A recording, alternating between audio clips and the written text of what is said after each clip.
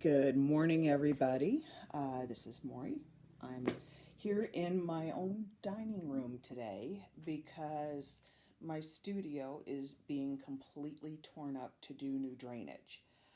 If anybody has seen my posts over the last few days, you'll notice that there's a lot of weird pipes and cement and plastic wrap and everything. So I thought I'd go with a live right from my own home because I had to bring things up from my studio to make sure that I could get some work done because the rehab is taking a little longer than expected. So I'm sitting in my dining room. I'm actually on my iPad because I'm going to open up my phone. Oh yes, that's my son and my niece on that picture, and their dog and my niece's dog in the back.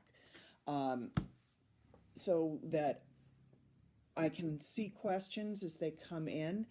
It might be a little easier. I'm also going to share some information about how I get color ideas and things like that. So I'm actually on my iPad now, which means that I'm looking at it strangely to see what I'm doing, and it's a little odd. The camera is in a place that I'm not used to looking, so it always looks like I'm looking off in a corner. So this is, see the bookshelves behind me. So what I'm working with, it's going to be a little tough for me to do this because I don't have the ability to angle the way I normally do. But we're going to be working on some pieces of wood. And today's product, dun, da, da, da, hang on a sec. Dun, da, da, da. Sorry, I almost cut everybody off.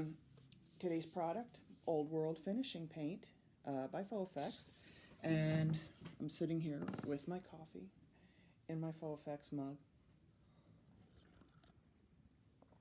Everybody always asks me where I got it. The fact is I got it. Hey, Lori, nice to see you. The mug was a giveaway at a convention a couple years ago, so don't ask me if I have any to sell. First of all, I don't sell products to begin with. I'm an instructor for Faux Effects, but the other part is I think it was a giveaway. Some people might have extra. It's certainly not me. This is going to be a little bit of a challenging video. Again, I said I'm doing it in my dining room, but I'm also here with my dogs, with my husband, and there's jackhammers going at any given moment. So I can't promise you this is going to be the most efficient video I've ever done. But let's get on with the painting, shall we? I have pieces of wood. I get trim at Home Depot, and this is leftovers from a class because I don't cut my own wood, but Home Depot is now no longer cutting the way they used to, so the school that I teach at, which is the, how's the basement coming along? Well, you can't hear the jackhammers in the background, so be grateful, but I can feel them underneath me. The whole building vibrates. I should be back in my studio hopefully on Monday or Tuesday, but I'm not holding my breath. So anyway, back to the wood. I get wood pieces. I cut them in about a 1 foot piece. These are for samples. They are not going on anything. I know some people who see me do this wonder what I'm doing with 1 foot pieces of wood, but what I'm doing is creating samples for my clients for finishes or for me so that I have them as future references for things that I'm going to do. And this is where we're going. This is called rope molding because it has this little piece of rope on it. And if you see, it's not completely bare wood because what I've done is put on a smooth, watery, even coat of Old World Finishing Paint tint base, which, okay, this is an old container. It is not a gold label product from Faux Effects anymore. It is actually now a silver label. But I have a couple gallons of this. And this happens to be an older one that I used to stick in the back of my studio and didn't realize it was still all the gold label. So I put in a really watery thin coat. For those who don't know, I suppose I should explain what Old World Finishing Paint is. Old World Finishing Paint is a chalky style paint, really easy to color, really easy to work with. Sands, super easy. Takes tints really well, comes in a whole bunch of tinted colors, and then has an activator that you can create some interesting effects with. I won't be exploring that here because that's something I teach in my class, and we're going to hold off on that for a little while, and because I have a class coming up in a couple weeks. So first thing I did is put this on, and the reason I put this on the raw wood, it's Old World finishing paint. Not only does it create a beautiful chalky furniture finishes that are very popular right now, but it also is a grain sealer. So when I put this on here, what I've done is sealed the wood grain down so that anything I put over it, including things like set coat or Galaxy Stone or any other paint product, the grain doesn't pop up. It works with stain and seal, although I don't love it when I put stain and seal on it, because unless I'm just looking for a solid color, what happens is that it seals the grain, but it also means that the stain and seal doesn't penetrate and show me the wood grain. It just kind of goes on smoothish. So what I'm doing now is just to make sure there's no brush marks. I'm sorry, I feel like I'm a little scattered with this morning, because I am doing this from home, and I'm, waiting for one of the dogs to go crazy or waiting for the jackhammers to get so loud that you can't hear me. So all I've done is taken a little sanding block in a fine grit, and the only reason I'm doing that is because I brushed it on, and I want to make sure that I don't leave any texture behind. So I'm working on some color scheme ideas, and actually, excuse me, sandpaper on my phone. One of my least favorite things to play with is Pinterest, but also it does great things for me. I use it as a personal bulletin board, and it allows me to keep color schemes. And what I'm doing here is scrolling through my boards so that I can show you. I have a board.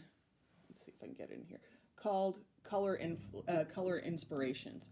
And I open this board up, and I have pinned a whole bunch of different color ideas. And it helps me when I get stuck. Like, for whatever reason, sometimes you go brain dead, and you have no idea what color to paint something. You've got a great idea, but you don't know quite where you're going. So I have been playing with a bunch of these, and one of them is orange and gray. Open that up. Orange and gray. So Faux Effects makes the tint base, but they also have colors. And they have an orangey color called Sunset, and they have a gray color called Steel. So what I'm going to do is put 1 or 2 coats of orange, the orange color on here, and then 1 or 2 coats of the gray, let it dry, and then distress it so I can see all the colors. So, excuse me, I have to duck out of sight because I have to go under my dining table to get my paint.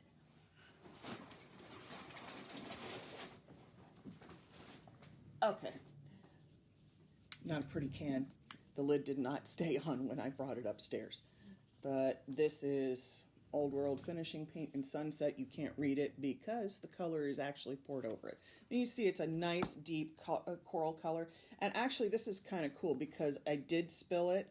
You can see that the paint dries not like set coat or anything else. It dries chalky. I can squish this. See? This is hard. That's what it dries like. And then to make it work, you need a top coat or a wax to lock the whole thing sealed down. But it goes on beautifully. It distresses beautifully. I was not a fan of chalk style paints until I started using these products. So I'm opening this up, and I'm gonna have to work a little weird because I can't angle this down again. Little dip of water. Yeah, I have a mason jar here full of water. I have one of my favorite brushes. These brushes are from Dick Blick. This is a wash brush. I also use the acrylic brushes. I managed to scramble a few out of my studio yesterday when the guys stopped working. And let me tell you, that was an entertaining moment to begin with. Watching me hike around the torn up perimeter of my studio and my neighbor's space, trying to get out the shelves to get at my paints. Thank goodness I'm actually fairly well organized. Even if it looks like chaos, I know where everything was so I could get everything. The most complicated part was finding the gallon of untinted Old World finishing paint. Okay, so I've wet my brush, dipped it in a little paint, and I'm putting a smooth, even coat on here. And if I find that it's grabbing a little, or if it starts to bead up as I'm brushing it, which it's not here, but I've had it happen, I just dip my brush in the water again, and I'm just brushing it back over the surface. I'm sorry, I'm really struggling a little bit to get an angle so you guys can see everything. Here, I'll put it on a can so.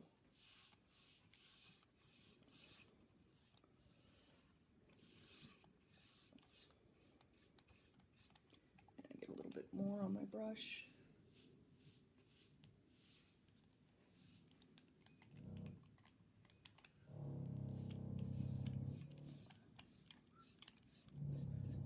I don't know if you hear that buzzing in the background. It's actually in the back of the building, but those are the jackhammers. Fortunately, they're pretty much finished with the front. I'm going to move this around so that I can catch my edges. But since last Friday, it's been like sitting on one of those old vibrating beds in cheap motels, only that somebody jammed it on because like the whole building was shaking, all my pictures were all hanging crooked, things were falling off shelves. I went down to the studio. Okay, sorry about the back of my face, but there you go. So this is this beautiful sunset, what they call the color sunset, and it is this gorgeous orangey color. So I'm going to set that aside to dry. This dries really fast too. If I wanted to turn on a hair dryer, I could blast this dry and it'd be great. And you can see over here, that light spot, that's where it's already starting to dry. That's how fast this dries. So if I go like this, you're going to see it's already starting to dry here. And that's exactly what I want to happen. Excuse me. All right, I've ducked over to the side. And that's that color. We got to let that dry for a minute, and I'm going to work on something else. I also had this really gorgeous idea of leaf green and purple, but the Old World finishing paint doesn't come in leaf green, and the Old World finishing paint doesn't come in purple. It comes in a color called lilac, but it's not a purpley purple. I didn't want to go plum and olive. I wanted something brighter. I swear I had this combination here on my phone. And if I could find it, it would be really nice, because then I won't be talking to my phone while I'm trying to talk to you. This is close. Let me get this closed in here. I don't know why that's doing that. If you look there, I don't know why it's coloring, but I was kind of going for this plummy color and that leaf green on the bottom here. So that was my goal, and I could do it in either direction, but I think since we're moving into spring, what I'd really like to do is the plum color on the bottom and then the leaf green on the top, so it looks like the inside of a flower coming out of a bud.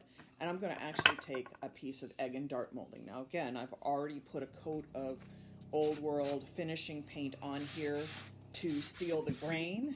I am just running a light sanding over the surface to get rid of any brush marks. And again, I didn't have a great place to set this to dry, so it's sitting on a piece of toweling. So on the back there was, rough spots from where it hit the towel.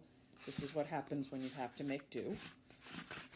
And actually, for the first few years of my marriage, because the space that I used for my studio wasn't available, I used to do a lot of work in my dining room. So this is kind of familiar. It's just I'm used to doing it at a different angle. And I kind of got spoiled having my messy space where I didn't worry if I spilled something on the rug or if I made a huge mess somewhere. It was all forgivable because it wasn't living space, it was studio space. So I'm going to move this can out of the way, and then we're going to talk about tinting Old World finishing paint. Now you can see I have the big gallon jug here, and I got to open it. I don't even have my normal opener available. I think we all started in our dining room. Yeah, Lori. When I was single, I had a one-bedroom apartment. I didn't even have a dining room. My son had the bedroom, and I had a bed in the living room, and I did everything on the floor in the middle of my living room and just tried not to get it on my sheets. Okay, again, not in my studio, so there's always a challenge of finding a way to mix things. Fortunately, we have a lot of parties, and we have a lot of parties that have a lot of kids. So we have red Solo cups, the little ones, and I've used this yesterday, so this is already pretty well mixed up.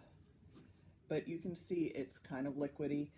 When you get it, if you're going to store these lids, first of all, the lids that Fofex uses on their cans are great. They're not like regular paint can lids, so they actually snap down on some of the products. When you get this, so I have, whenever I get something like this, and I actually, when they've changed cans and they've done regular cans, I've poured things into these containers, because things that are liquid like this that actually separate, I like to store them upside down, because it makes mixing them when I open the can much, much, much easier. And so instead of having to dig deep and go to get product out of the bottom of the can, it's never been in the bottom of the can because it was stored upside down.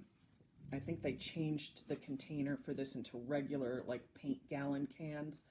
And when I have those, I have one of those open downstairs, but God only knows where it is right now. And I have to store that upright. I end up taking a squirrel mixer. If you don't know what a squirrel mixer is, it's a thing that you stick on the end of your drill, and it has sort of a fan-shaped propeller on the bottom, and you put it in your can, and it helps mix everything from the bottom up. I use that. And you can see, this is what happens. It does separate. You get a little bit of the thick stuff in with the watery stuff. The great thing about this paint is it's completely thinnable by water as much as you need it to be, so I don't worry about getting thick spots, because all I do is just add a little water. Now this is going to be fun and messy. I'm using my kitchen tools, not my studio tools, so, you know, obviously we won't be cooking dinner with this thing tonight. So I put a little in there. Good. Yeah, this is the messy way to do this, but you make two. I'm laughing at myself. I'm not frustrated. I've done plenty of other messy stuff. Oh, okay, so that gallon goes back down on the floor. And fortunately, the water cleanup on this is super easy, so if I leave a ring with this can on the floor, I'm not worried. Well, quite frankly, if I spill it all over the rug, I'm not worried, because we have a lot of friends with children, and we have dogs, and we have friends' dogs that come and visit, so I don't particularly concern myself if I ruin this rug, because I replace it every year or so. Too many animals, too many children on a heavily patterned rug that was very cheap and bought for the purpose of being a throwaway. I'm actually using a color that's a faux color. Now, understand, faux colors and faux cream colors are different. Hang on, let me pull something out here. Okay, this is faux cream color. This is a silver label product, and anybody can buy it. It has an acrylic binder in it. It's a wonderful product. I'm about to tint this with violet. They have purples and faux cream colors.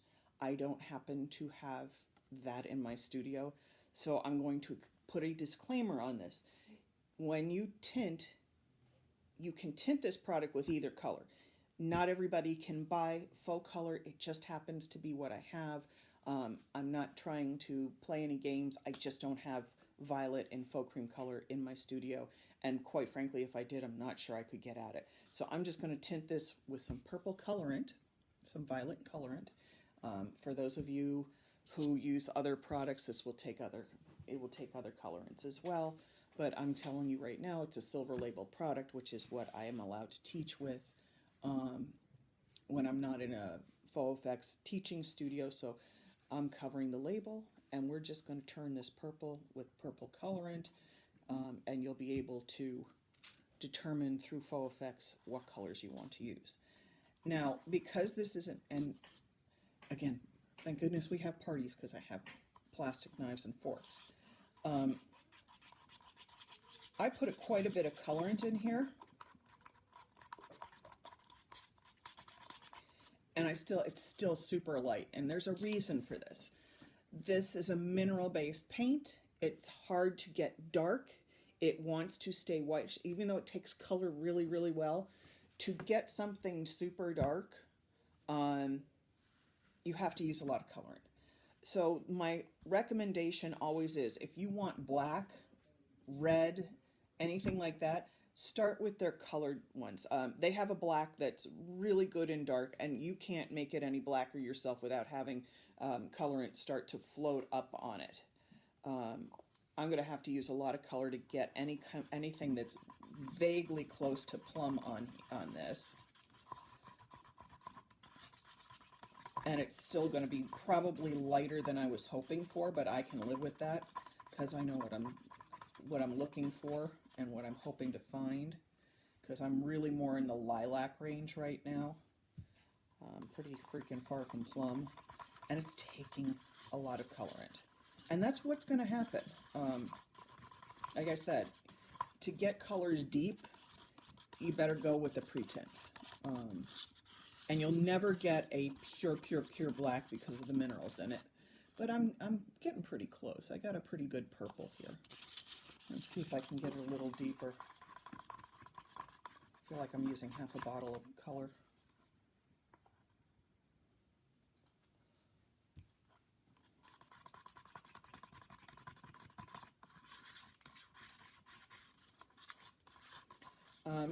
If you've missed what I was saying about silver label versus gold label, Faux Effects has two different labels.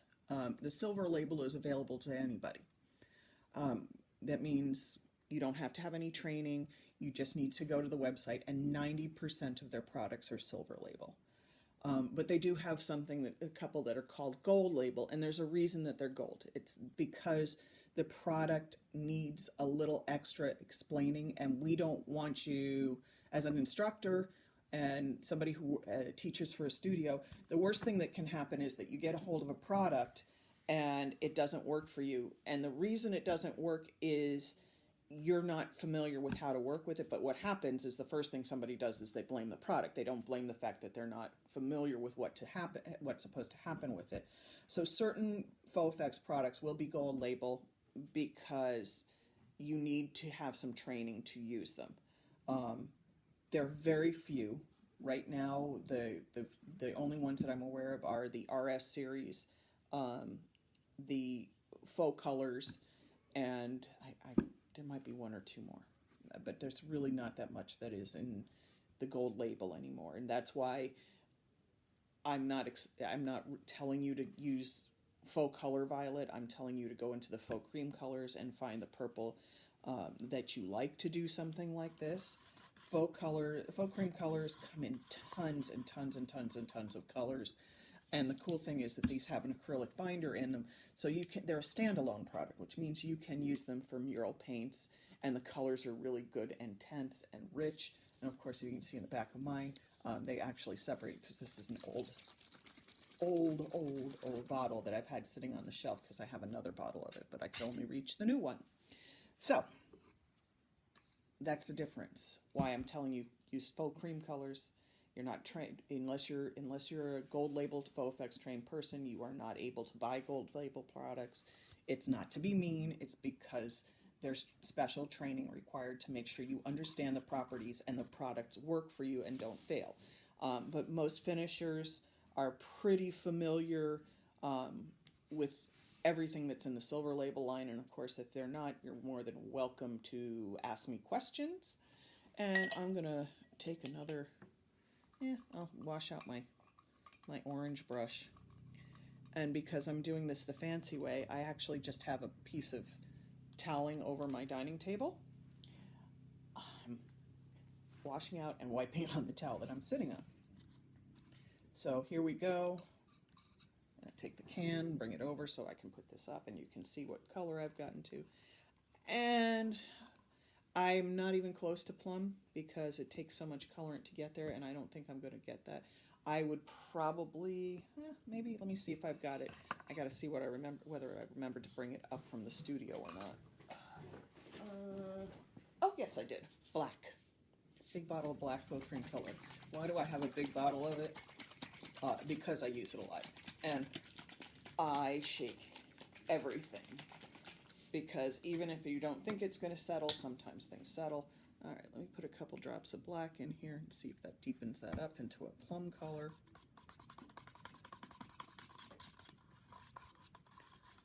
It's getting there. Again, this is going to take a lot of colorant because this wants to stay whitish. I don't want to add too much black because I don't want this to get gray. Because I'm good right now. But if you'd seen it, it reads actually on my monitor a little brighter than it is in person. All right, so I think I've got it as close to plum. I think if I was doing this again, I'd probably take the premix color lilac, if I can find it down here. Yeah, here's the lilac premix. And it's a little on the grayish side. But I think what I do is I take that and add some more purple to it and make that even deeper. Because then I'm not using all of my own colorant. I'm just working off their base color and making it more intense. But I think, well, I wanted plum. I'm going to have a lovely purplish color. Yeah, I can try. I actually, let me see what I've got, if I got a little red here. Let me try a drop of red. It can't hurt. Oh, and the dogs just burst through the doors. So, and actually, the red didn't change it at all. I was hoping. I'll throw in a little more. But because of the white in here, it takes a lot to shift this color.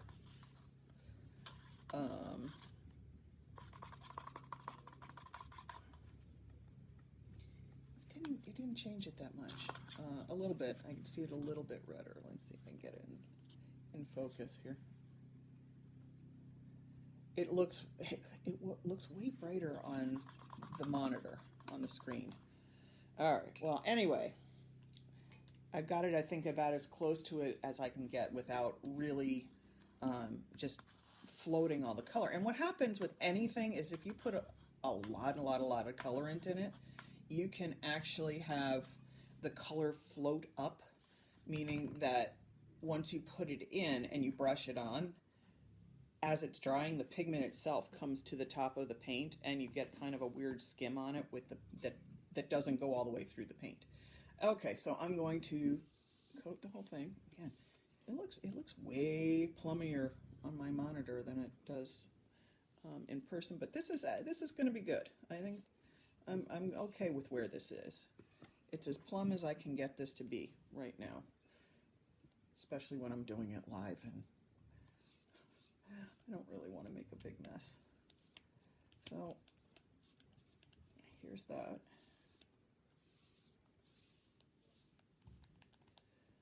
Now my green is going to be a challenge because really what I wanted was also to have some yellow up here, and the yellow was absolutely unreachable in my studio. So I'm going to mix another color once I've finished this, and we're going to coat the orange one with its top color. Now you can do 1 or 2 coats of this depending on how opaque you want it and how heavily you apply it. I'm kind of a 1-coat person if I can get away with it, because, you know, 1 more coat means 1 more pass that I have to charge the client for. So if I can get what I want in 1 pass, all this extra brushing I'm doing is because I had a little drop of unblended black and I didn't want it floating on the top. So I try to get everything done in 1 pass. Now here's my purple. Damn, that looks bright on the screen, but I promise you it's not that bright in person. It must be the lighting. Alright. Whoa. I almost dropped that and I just stuck my thumb in it, so now I have to fix it. It's entertaining to watch me drop things, and I do this all all the time in my studio too, just so everybody knows. I am just as clumsy all the time, and it doesn't bother me. I can't let it bother me after all of these years. If it bothers me, I'm spending too much time worrying about it. Okay, so this is dry. That's how fast this stuff dries. And I'm really happy with the color. I don't need to do, I got a couple mist spots, but it's a sample. I'm not worrying about it. And my next color is going to be steel. So give me a second to find it, because again, it's at my feet, not on a shelf.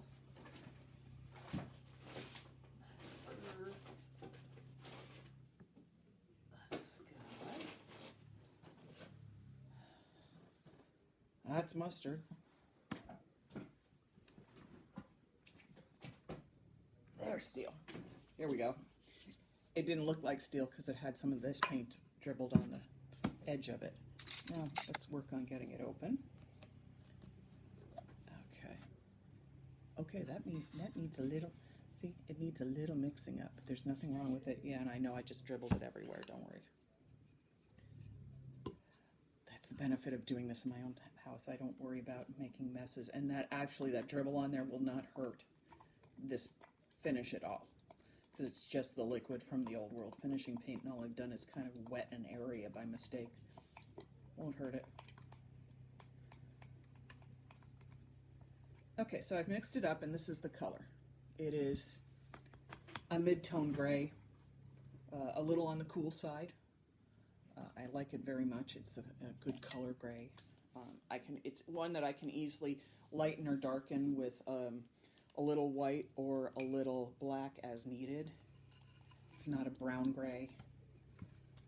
Okay, so I'm taking this, and I guess I better find another thing because I keep opening the cans and putting them away.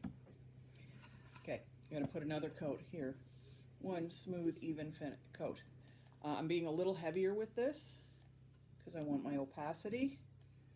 But if I don't get it all in one coat, I'm sorry, I'm going to have to put this down because I cannot see. If I don't get it in one coat, I'm going to go back and do a second. And I'm not getting it this first coat because I had dribbled some moisture on here. So it's not grabbing quite as well as I'd like. So I'm going to set that aside. It's not opaque enough, so I'm going to set it aside, let it dry. It'll be dry in a minute or two. And meanwhile, I'm going to start mixing that green that we were talking about. I'll set that can over there, set this one out of my way, and see if I can dig through everything and find what I'm looking for. All right. I wanted the mustard because to make a leafy green, I need more than this parrot green color. It's not going to be great green. It's just going to be sort of shamrocky. So what I'm doing is I'm taking a little of the mustard green, which is yellowish. And it really is a mustard color. It's not bright, bright, bright yellow. It's not like a banana yellow. It's kind of mustardy. And I'm going to take that in a cup. And let's see, get a little in here.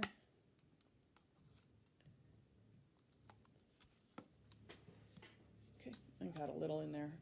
I tend to overmix colors, meaning I put too much product in a cup and then I'm only painting a foot of it, and so I have a lot left, you know, like I have here. So I'm trying to be better about that, but out of habit, I tend to mix classroom amounts, not studio amounts. So I end up with a lot of plastic containers with pre-mixed colors in them down in my studio. And then if it's a good day, I remember to label them. If it's a bad day, I forget, and then they sit there until I finally say, I don't know what this is, and kind of throw it out. Because if I can't even remember what it is, there's no point of keeping it on my shelves. All right. So I've got a little parrot green. Ooh, there's a top was coming off of it. Also, when you get faux cream colors, they always come with this little thing on there. Take it off, otherwise it's going to get stuck in the lid and it will block your cap from being able to pour out of it. So you need to have that open so you can see my finger through there. So make sure to throw this little thingy away. And maybe if we're lucky, Max will come for a visit and everybody can say hi to Max. Max! Come here. Oh, you can't get at me because I got so much stuff around. He always gets nervous when I call him because he thinks I'm going to give him a bath or something. What are you doing, Max? Yeah, you want no part of this. I thought he might be excited I could get him on camera, but if I call him, he thinks there's something going to happen. Like the other day I called him and put a leash on him. He thought he was going for a nice long walk, and I took him to the groomer. Oh, wait, there's a little fuzzy under my feet. Hold on. Come here, fuzzy. Oh, looky, here's my Max. Max comes to visit. Max comes to every class I teach. He's our mascot. And he just got a haircut, so he's way cuter. Hi, Max. You coming to say hi to everybody? There's not too many everybody's on right now, but that's okay. So here we are. Say hi, Max. Say hi. Oh, he's my good boy. Yes, you good boy. I know. He's even still got his kerchief on from his grooming. He's a good boy, though. He loves coming to class. Hey, good boy. I'm not going to do anything bad to you. You're not going to... Nothing bad's going to... Yes, you think something bad's going to happen because it usually does. I just want you to face the camera. See? Say hi. Okay. Now maybe I should get back to work. Okay. I've had one dog visit. Maybe Remy will come over. Remy's the one who never goes anywhere because he was our rescue dog. And as a result, he gets a little anxious around strangers. So I have my mustard color. I'm putting in some green, parrot green, which is a bright green. And we're going to see where we get with this. This could be good. It could be the ugliest green on the face of the earth. And we might be working towards the ugliest green on the face of the earth here.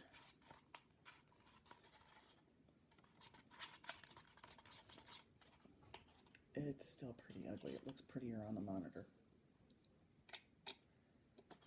Okay.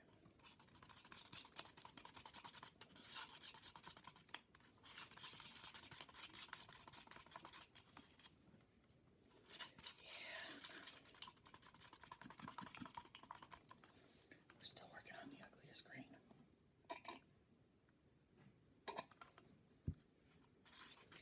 Now, see, if I were in my studio, I'd have all my colors and I'd be able to tweak this to get it where I want. But right now, I'm kind of stuck. Now, what else do I have in colorants with me? Just a moment.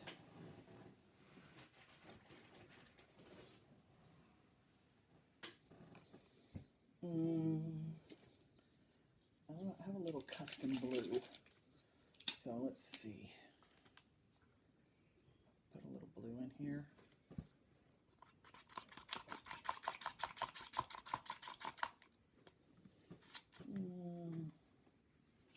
A little more green, see where we're going. I really don't know where this is going to go.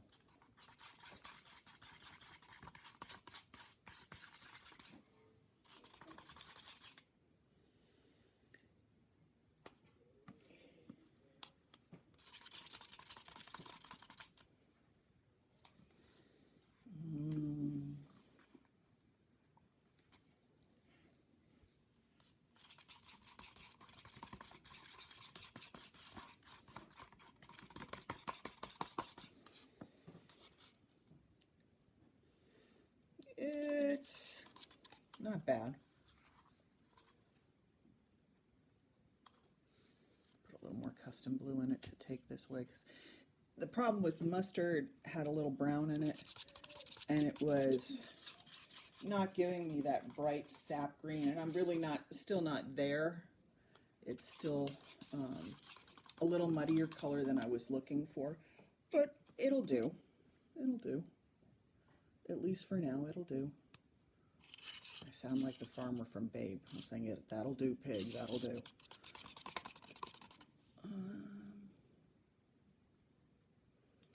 Yeah, it looks like the right color. I wish it looked like this on what I was doing. It's a little more dirty-ish color in person. But it will work for my idea, but I think I don't have any white up here, What I actually might do is add a little tint base to balance the color out a little bit, because this white in here will do that. The minerals in here, it's not that it's white paint, but the minerals are whitish, and it will lighten up the color. Okay, let's see how that works.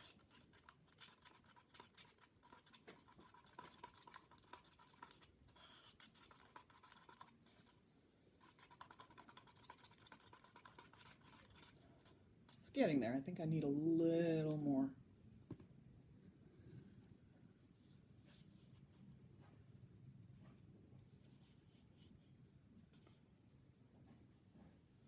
If I was doing this in my studio, I'd actually be writing the formula down, so that if I like the color, I could get back to it. But my notebook is buried at the other end of the dining room table, so when we're done, if I like any of this, I have to write it down and make notes about it and get that bucket down without spilling. That's better. I got it much lighter. See, to get it to the green, I had, from the mustard color, I had to add a lot of green to it. And really what I wanted was this much lighter color. It's much more of a sap green. So this is why I'm saying you kind of work sometimes when you mix the colors together, but you also have to monitor the intensity of the color, because if you want something lighter, it's easier to get it too dark, and then you have to add more paint to it just to lighten it up,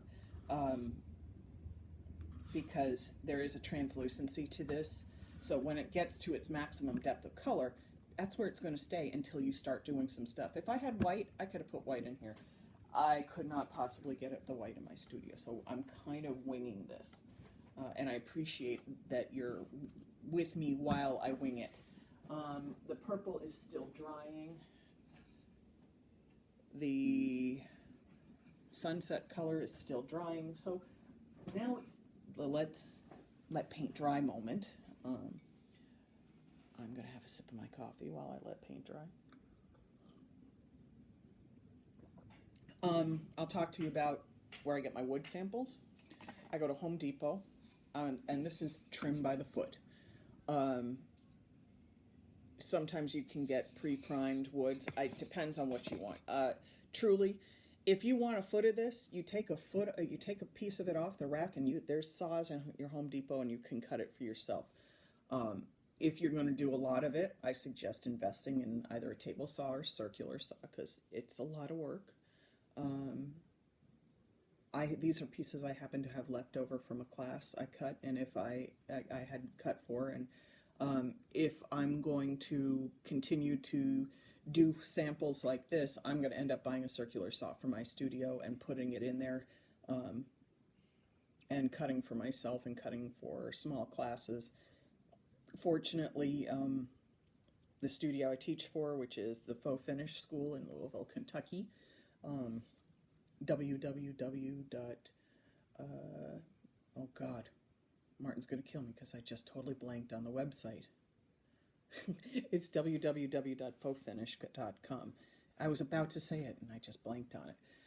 We have a full class schedule there. I have a furniture class coming up at the end of March, and if you've been following my Facebook, either the business page, the furniture page, my Instagram, or my Twitter, you've been seeing samples of the pieces for the upcoming class. It's going to be a very cool class. Brand new, never taught before. These are all brand new finishes. Nobody's seen them. And I'm pretty excited about it because we've had a lot of demand for new furniture and cabinetry class. Now, the truth is I don't do a ton of cabinetry because I don't like to, not because I don't know how. But we will touch on some spraying techniques. I may, if we can get it to work out, I may bring my little sprayer with me, and I will show you how to use the sprayer that I use most of the time in my studio for easy spraying of stuff. But it's a good class. You know, we provide a whole lot of information. Between Martin and me, we have been doing decorative finishing for close to 60 years.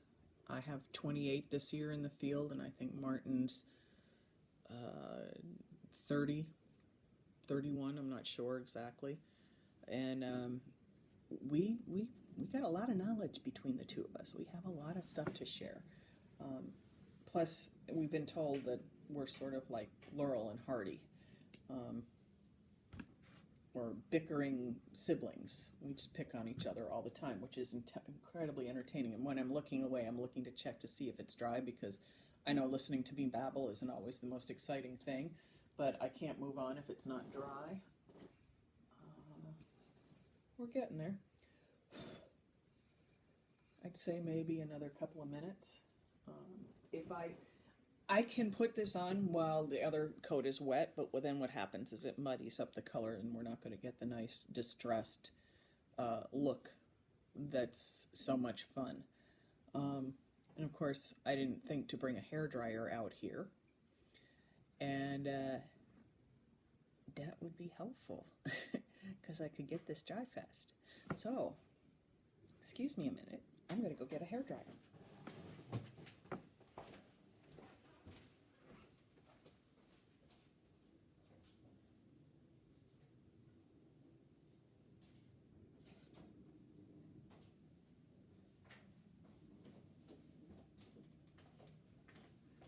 I'm back. I'm just plugging in. Okay. I apologize for that. I should have thought of that before I started this, but again, it's the coping with the space. So give me 2 seconds. Let me turn this on. If this is annoying, I'm doing this under the table because I know certain noises don't read well on live, and they're very, very hurtful to the ears. So I'm just going to blow dry this. Oh, this is working fine. We're going to be ready to go in a minute. See, we're almost dry. I got one wet spot.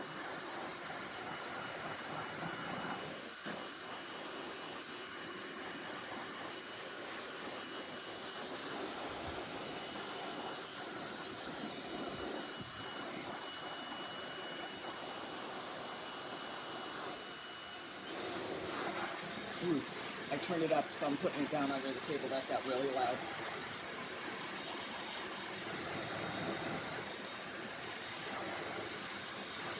Now, in my studio, I don't ever put a hairdryer in this because I've usually got 5 or 6, 7 things going at the same time.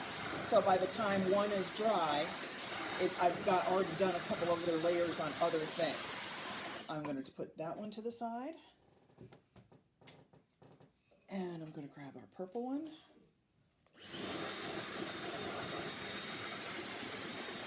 And get that one dry so we can put the coat of leaf on here.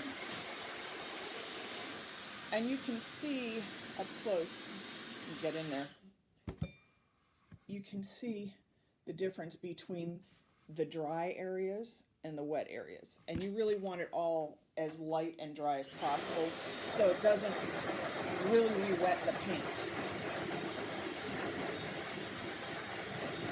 And I know this is exciting.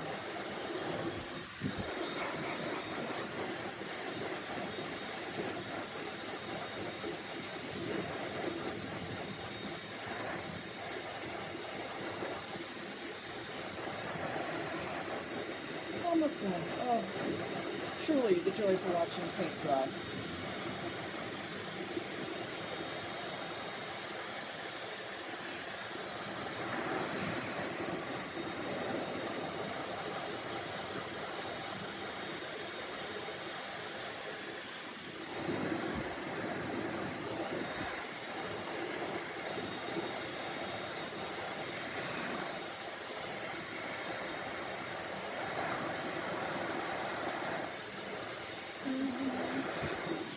Okay, I think we're dry enough.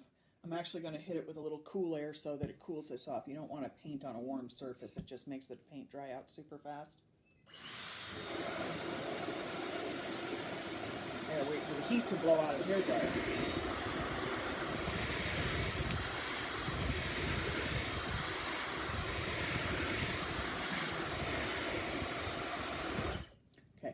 So I've done that. I'm going to grab another brush, make sure it's not stiff, and I'm going to dip into the leaf color, and I am brushing it over this. You can see the coverage is really pretty good. The other one, I had it a little too wet. And get 100% coverage, and maybe what I'll do is move this can so you can see what I'm doing, but I'm going for 100% coverage. So we're having this is going to be really bright. Very, very green. Very, very, I think I still would have probably gone with a slightly lighter color. They have a color called celery, which is a really pale green. Ooh, I know. I could wait and let this dry and put a coat of celery over it, and then we'd have 2 shades of green, and then the plum color underneath. That would be pretty. So let me check and see this way, because I always miss edges. But then again, I never present a completely perfect sample to a client either, because handmade finishes have flaws, and flaws are important. That's kind of why I like handmade finishes. They incorporate that kind of issue intentionally. All right, so we've got this one back. I'm going to get, that's the steel. Where's this? Nope, that steel is what I wanted. I'm just jumping back and forth here. Okay, got to dry out my brush a little because it was in water. I've got the steel color, and now that I have it all mixed up, I'm going to put the coat on here, and it should be more opaque.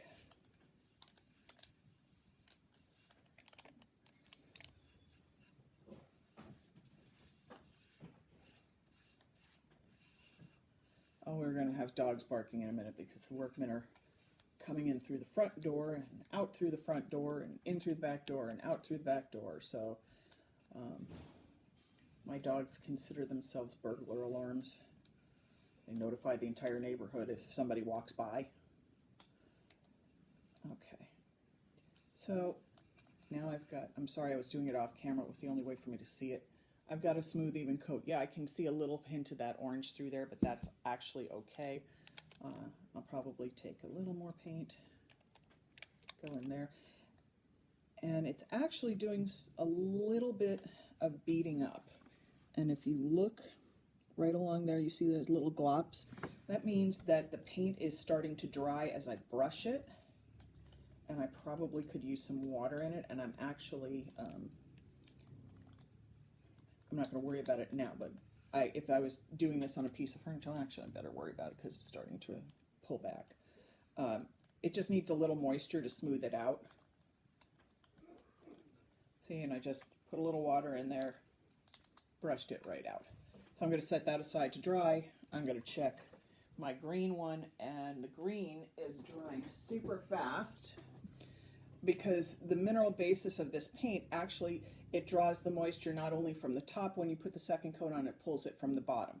So it works a little like putting clay on top of clay. It allows it to pull the moisture, and it'll dry quickly. So you can see we're already almost dry. And I'm going to hit it quickly with the hairdryer, my famous duck out of sight.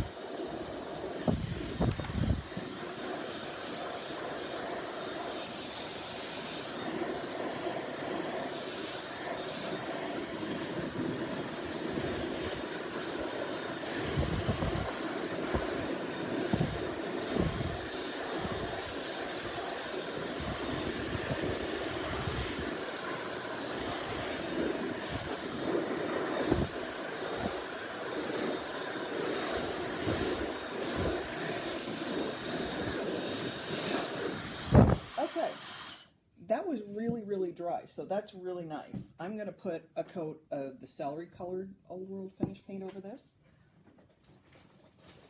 If I can find it. Yep. Celery. It's a nice pale green, and I think that's going to take me exactly the depth of color I want to go in this finish. I'm going to wipe off my brush. Normally I'm really good about washing it out, but I'm trying not to make you sit through me doing every little annoying, tedious detail. I want you to see what I'm doing. But now I'm putting another coat on here. And I know what a lot of people are saying is like, how are you going to see all this? This is going to be a lot of work to get through this paint. No, it's not. It's really not. First of all, this is going to dry really fast because I've now got 2 coats of Old World finishing paint on here. And it's going to draw the moisture from both the top and from the bottom. And so we're going to have a quick dry time. And we'll be able to get to some distressing really shortly here. I'll set that one over there. Okay, my can away. And I'm already going to come back to the gray.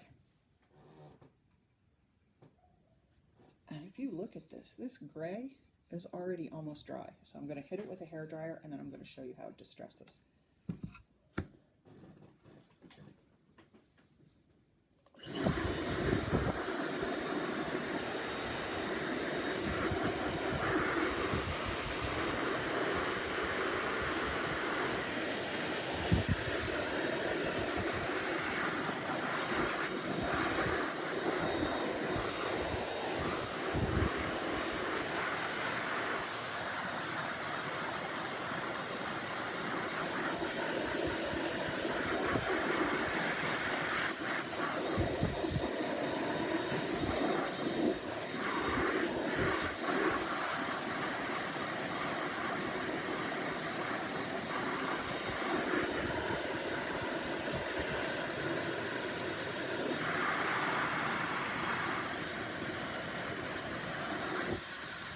Almost dry. I've got one wet spot down the center.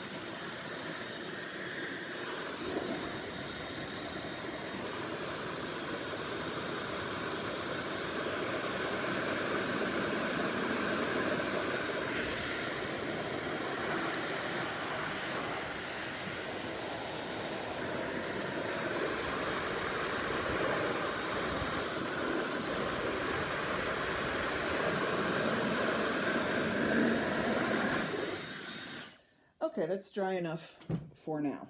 Now the cool thing is, you see I've got the cover. Don't worry about the wet spot down the center. I'm going to use that as part of a distressing technique. This stuff sands super easy. Now I'm going to put it on the can. If I just wanted to smooth it out, it just sands off into a very, very fine paste, very, very fine powder. So I've already smoothed that. So I would remove any brush marks like that if I was only applying one color. But now I want to get to the color underneath. So I can do 2 ways. I can sand it, and it starts to expose color. I don't know if you can see this here. Let me see if I can move it closer so that you can see it. It's hard for me to do it and see what you're seeing. But I can sand here.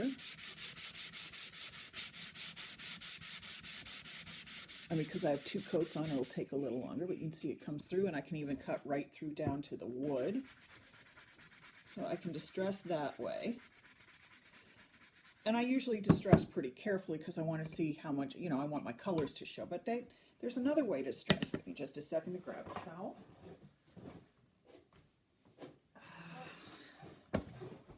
And I'm back. Wet distress. Wet distress means that I'm going to take water and distress with it. Now, I thought I brought another container of water out here. Oh, I did. It's behind me. I don't want to use dirty water to do this because I don't want to get other colors mixed into it. But normally I'd use a rag. Right now, what I have in front of me is paper towel. So I'm getting it a little wet. It's just wet, not wringing wet. And then I can wipe this color back to expose the color underneath. Now the cool thing is I can do as much or as little as I want. And see, I'm getting the orange. You can see the orange, you can see the wood, you can see the gray. This is a killer combination. And let's see. And it all just comes off on the towel.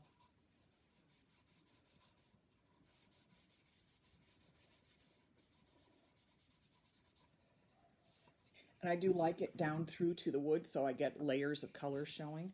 But if I only wanted to see the orange, I'd have to do a little more targeted distressing, and I probably would have put another layer of Old World finish paint in the sunset color, and so that it wasn't so close to the wood. I would have made it a thicker barrier. But I am just kind of rubbing through lightly. I'm sorry, I'm not doing it in the camera, but I'm rubbing through lightly, and you can see the orange is being shown through the gray. And then to finish this, I'll have to wait for it to dry, and it won't take long, but I'll finish this, and I'll determine if I want to tone it, which means I will take some glaze and put it over it to decide whether or not I want to keep the color as it is, or make it deeper or more intense, or something along those lines. But I'm going to distress this whole thing, and I could leave it mildly distressed, or I could get really, really aggressive and distress the whole thing. It really, truly depends on what you want your final look, because I could get this to be almost nothing but bare wood with just hints of orange and gray, and that would look like a super old piece of furniture, and then I'd put a glaze over it that toned the wood, or I'd stain the wood before. I think what I'm going to do here is I'm going to distress it a lot more, so I see a lot more orange, and then I'm going to put a brown tint glaze over it, and it will look very, very old. And what will happen is when I put that brown tint over it, it will kind of do a little neutralizing of the gray. It won't be quite so gray. Or, you know, for my own sake, I might do, you know, half with just top coat on it, so I can keep the orange and the gray on it as a record, and then I could do it by meaning as a record. Can I start with a metallic color? You absolutely can. You can distress right through this and see metals. It would be stunning. I have done that. I love it. I'm in my dining room, so I didn't start with metallic colors. I'm just starting with raw wood. I'll probably do a few more samples. I have a lot of samples going on right now to do for class, so I'll probably get some more other colors going on here.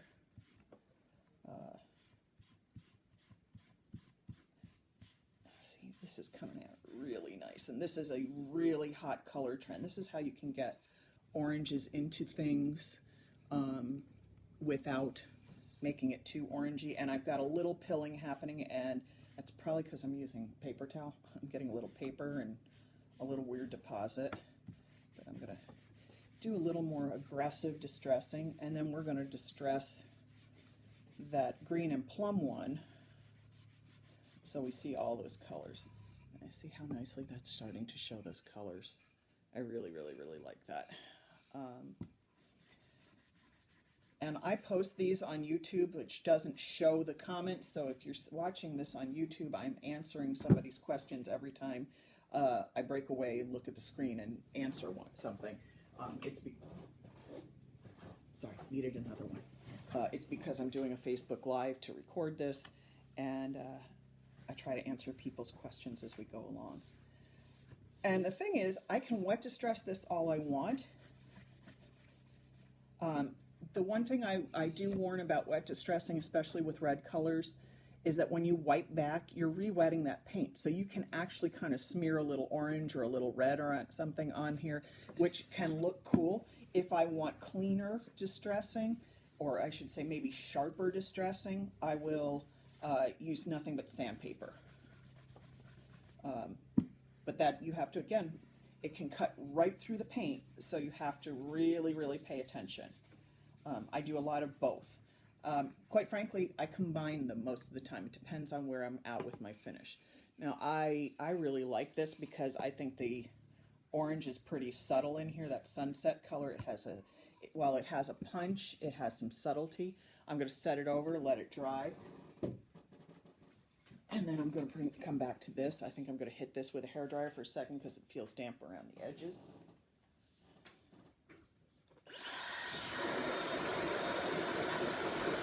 It helps if I aim the hairdryer in the right direction. And I put the hairdryer below the table so you don't have to hear it blasting through the speakers.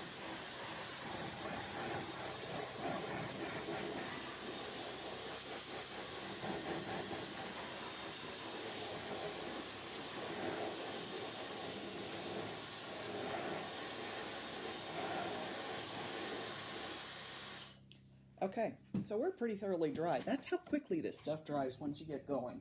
I think the first layer usually takes the longest to dry because there's moisture soaking in to the wood as opposed to more paint. Okay, you can see it's a little rough, a little crumbly. I'm not worrying about that. I'm going to move this back, and you can see already I'm cutting through the greens and getting to the plums and to the wood. You can see how easily this sands.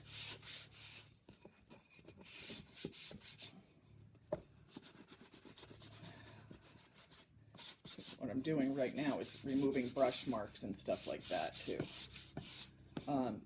I don't always use sanding blocks. I have sandpaper too. And I'm going to teach you a little something that I thought was really cool that I found out totally by accident. So I've started my distressing with a regular sanding block, and these sanding blocks get filled up, and you just throw them in the sink and wash them out. Give me just 1 second.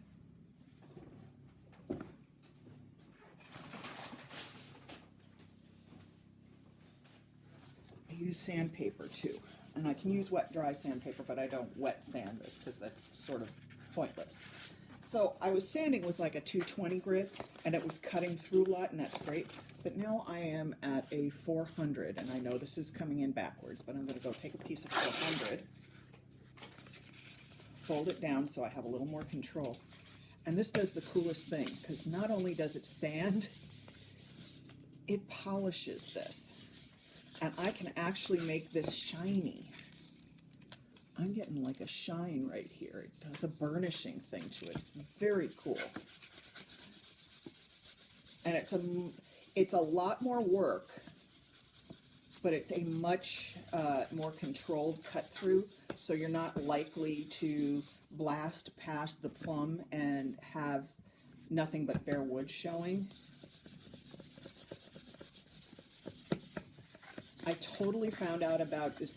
I should have known it. It makes sense because mineral products want to polish anyway. And you work on something, anything hard enough, you can get a shine on it. But it happened because I was out of regular sandpaper in my studio. I didn't have anything higher than a 400. I actually had like 1500, and I knew that wasn't going to help me. But I used 400, and as I'm sanding through, I'm getting sort of a Venetian plaster sheen. Let's see if I can get that so you can see that shine right in here.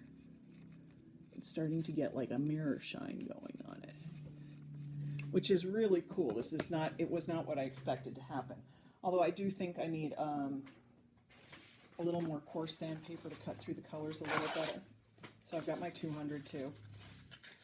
I want a little more color exposure before I start getting, because once I start polishing this, it gets harder and harder to cut through the colors. So I take a coarser sandpaper, kind of go through where I want it to be. See, I'm seeing some more of the plum show. Maybe I should move my sandpaper around a little bit. Because the one thing I do notice that old world finishing paint can clog up your sandpaper pretty well because it's chalky style stuff. The drier it is, I mean, we're pushing the dry time, so the drier it is, the less this happens, the more just soft dust this is when it sands off. Oh, that's coming through pretty. I'm starting to see my plums. See, I'm starting to see the plums on the edges here. I'd like to see a little more of it happening. There's a heavier sand. I think I polished it so much that the sandpaper doesn't want to cut through. So I've got a really coarse one right here.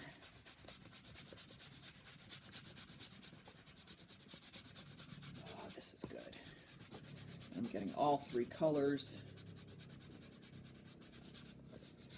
And of course, the heavier you put the paint on, the more work it is. That's why I try to keep it all to one layer if I can. But again, I said if I really didn't want to see any of the base colors or any of the wood, I would have done a much heavier, probably double coat of the plum, because then it would have been more work to get through it. And oh yeah, sorry, I get excited when it works right. I know.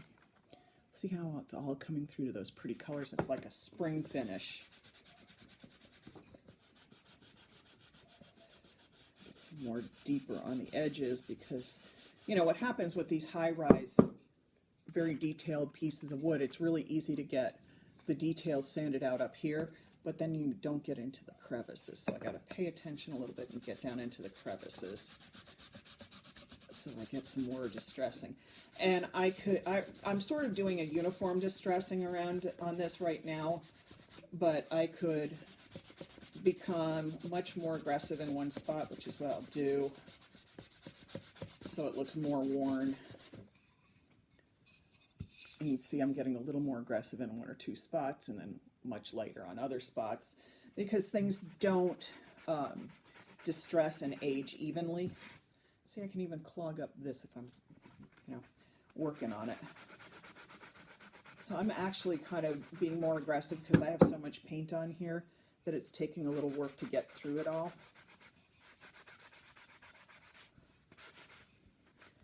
And let's get down here.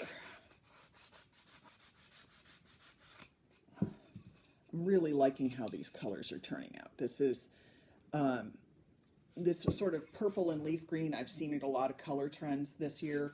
A lot of designers and color palettes that I've seen coming across every conceivable surface, every conceivable form of social media and published media, and you know, I've seen it through on the designer home shows. Every place I go, I'm seeing a lot of this green and purpley kind of combination. It's really popular when I was a kid. Maybe it's just because it's a spring thing now, or we're getting close to Easter. All right. So I'm about done with this, but what I am doing is I'm going back with that 400 grit because it's given me a little subtle shine on things. And instead of sanding, what it's really doing is compressing and polishing. And I don't know how many of you are familiar with wet sanding and superfine grit papers, but what that does is when you get to like, I've used 6,000, and then it sounds like it's sanding, but what it actually does is it polishes the surface. The finer the grit, the less material you'll take off and the higher polish you get from it. So this 400 grit is actually creating a dull shine on here that I really, really like. I will not be doing any toning on this because this is exactly what I was aiming for, which is 3 shades coming through. Let's see how pretty that is. I'm really happy with that. And I get it. This is not for everybody, but it's a cool color combination for somebody who wants a bright piece of furniture. This piece now is dry enough for me to do a little staining on it. So I'm going to show you that. I have some pre-mixed stain. I'm only going to stain half of it. Actually, it's glaze. I mixed Stain and Seal American Walnut with Aqua Cream, which is one of Faux Effects glazes. It's interior and exterior rated. Dries really hard on its own. It's probably my favorite glaze to use. It has a little bit of body to it. And, okay.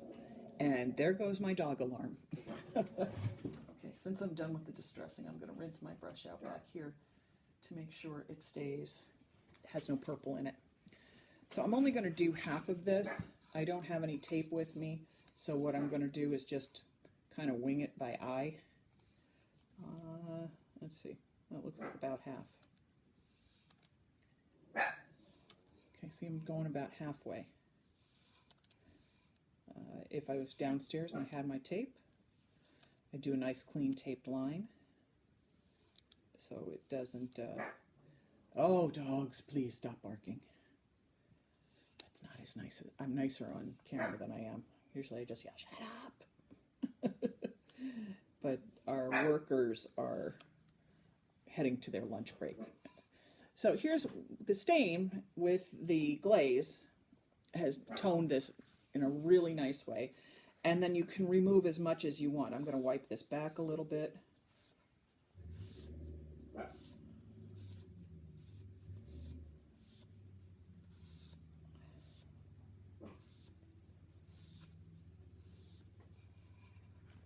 And look at how beautiful that color is. You can get a little couple of patchy spots because I'm doing it with a paper towel and not a rag. But there we go, clean that up a little bit. I know it's hard for you to see. Normally in my studio I have the camera facing down exactly on what I'm doing so you can see it. But look how that tones that color. God, that's really pretty. You can leave as much built up into the crevices as you want. But this is why you do stuff like staining and glaze toning. It's beautiful, makes a huge difference, makes this look a little older, a little more authentic. This is a more contemporary look. This is a more aged look. It's awesome. And I think that's it, because all that's left for me to do is to top coat these, and the top coats will make them a little deeper color. Well, this is dry enough. I could probably top coat. I know I'm going on, and if you're getting bored, I still appreciate you being here, but I don't want to skip steps on you. I hate getting a video or watching something that I'm showing somebody showing what they say is a complete project, and then they skip steps. So I have Varnish Plus Gloss. You shake it up. This is interior rated only. It's designed specifically for furniture. It's alcohol resistant, which is really a great thing in homes because it permits accidents with cleaning solutions to not ruin your finish. So I just put a little bit in the cap, and all I'm doing is brushing it on. And I'm using gloss in this case because I was already aiming for a glossy finish. And I'd already gotten a little polish. The thing is, old world finishing paint cannot be left on its own. It must have a top coat or a wax on it because the paint doesn't have enough binders to lock in permanently and create a stable finish. It will also take watermarks. It will also wipe off. Somebody sprays it with cleaning fluid and it's not sealed. It will wipe the paint right off the surface, so you don't want that to happen. But once you put a top coat on, actually I locked it in already once I put the glaze on the other one because that'll penetrate through everything and go into the wood. And this is where we're at. It has a little bit of a white milkiness to it, but that'll dry. I think I have one spot that I missed right here in the corner. Yep, that's it. And we're done for the day. Thank you everybody for sticking with me.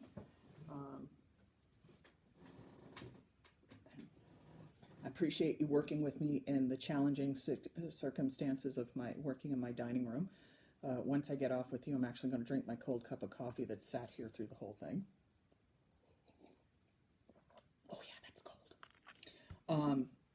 And I'm going to get back to my jobs and my projects here and do my finishes for my upcoming class at the Faux Finish School in Louisville, Kentucky. The dates are March 26th through March 29th. It's a 3-day class. If you're interested, register. To register, go to www.fauxfinish.com, click on classes. This is the New World Finishing class, and I'd love to see you there. And I will talk to you all later. Thank you.